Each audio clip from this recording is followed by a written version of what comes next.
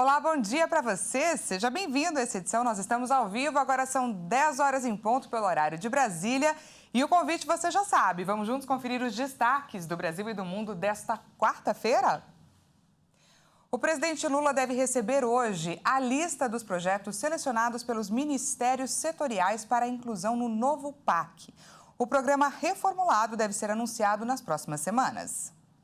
O novo PAC vai se inspirar nas versões anteriores do Programa de Aceleração do Crescimento. O plano de investimentos em infraestrutura deve ter 6 eixos de atuação: transportes, energia, infraestrutura urbana, comunicações, equipamentos sociais e água para todos. A estimativa é que as definições de empreendimentos estejam prontas para divulgação até o fim de abril. A governança do novo programa de investimentos prevê um conselho gestor formado por 4 ministérios: da Casa Civil, do Planejamento, da Fazenda e da Gestão e Inovação, que deve aprovar medidas, acompanhar resultados e definir prioridades. Também deve contar com um grupo executivo composto por secretários dos mesmos ministérios e salas de situação, que devem cuidar da implementação e monitoramento das ações do programa.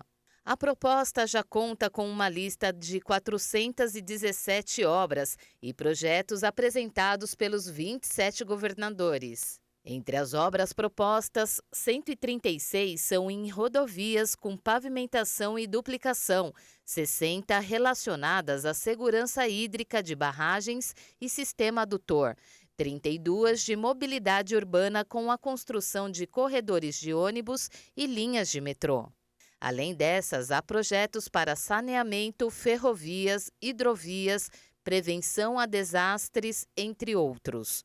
O documento fala em previsibilidade no fluxo de recursos públicos como um dos pilares para a retomada dos investimentos em infraestrutura. Apesar disso, como se trata de uma versão preliminar, o programa ainda está sujeito a mudanças. Entre inflação e crise de crédito, o Comitê de Política Monetária do Banco Central se reúne hoje. Pode manter a taxa básica de juros da economia estável. Apesar disso, o mercado aguarda uma possível sinalização de cortes futuros nos juros. A reunião do Copom acontece em meio a tensões no sistema financeiro global, com a quebra de bancos nos Estados Unidos, além da forte crise com o Credit Suisse, que foi comprado pelo grupo suíço UBS. Em meio a turbulências no sistema bancário global, a aposta é que o Banco Central mantenha a Selic em 13,75% ao ano nesta quarta. Além da crise bancária, o encontro do Copom ocorre novamente diante da pressão por parte do governo federal para que a taxa Selic, responsável por conter a inflação, comece a baixar. No mercado financeiro, a avaliação é de que os juros altos estão gerando problemas de liquidez nas instituições financeiras. O risco de que a crise se espalhe pelo mundo gerou uma discussão sobre os recentes aumentos nas taxas de juros. Esse é o maior patamar desde novembro de 2016, ou seja, em pouco mais de 6 anos. Se confirmada, essa será a 5ª manutenção da taxa Selic neste nível. A decisão deve ser anunciada no início da noite de hoje. A ansiedade é também sobre as indicações que o Banco Central dará sobre os próximos passos da taxa básica de juros. Ou seja, se haverá uma sinalização do comitê que vai poder cortar a taxa Selic nos próximos meses. Vamos mudar de assunto e falar agora de saúde. Começa hoje em São Paulo a vacinação contra a Mpox.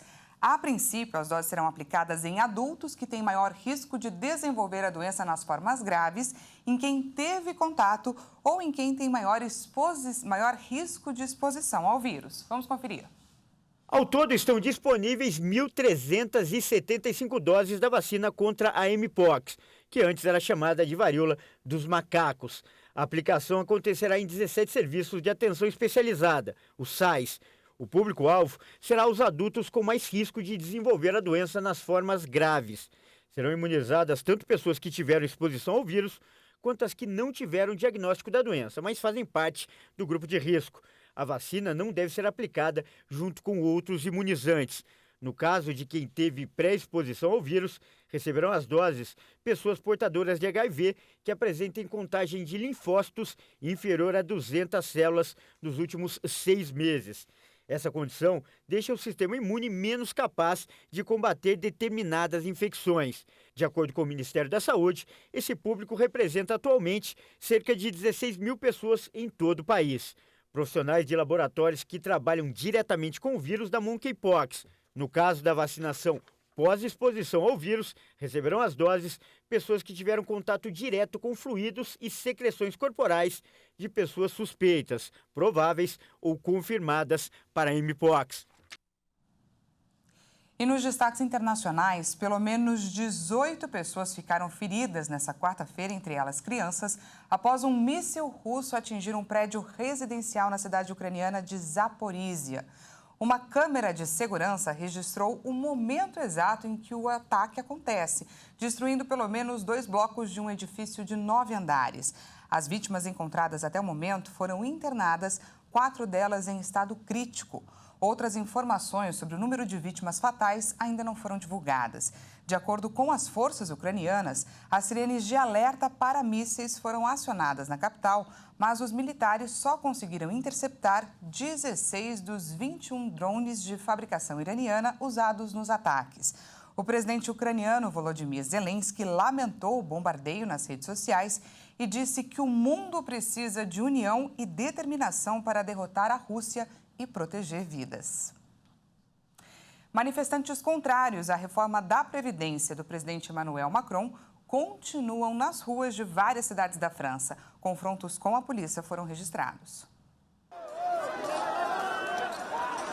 Continuam os protestos na França. Centenas de pessoas entraram em confronto com a polícia na Praça da República, em Paris, ao final de uma manifestação sindical. Mobilizações parecidas contra a reforma da Previdência também foram realizadas em outras cidades, como Lille, Rennes e Nantes. Manifestantes rejeitam o plano do governo de atrasar a idade de aposentadoria de 62 para 64 anos até 2030 e de adiantar para 2027 a exigência de 43 anos de contribuição para adquirir uma pensão completa. A decisão do presidente Emmanuel Macron de impor por decreto o plano, sem a votação dos deputados, desencadeou uma onda de protestos espontâneos, que em alguns casos terminaram com repressão policial. Os sindicatos tinham advertido que temiam perder o controle dos protestos se o governo não recuasse na intenção de aplicar a reforma. Uma nova jornada de manifestações e greves foi convocada para a próxima quinta-feira.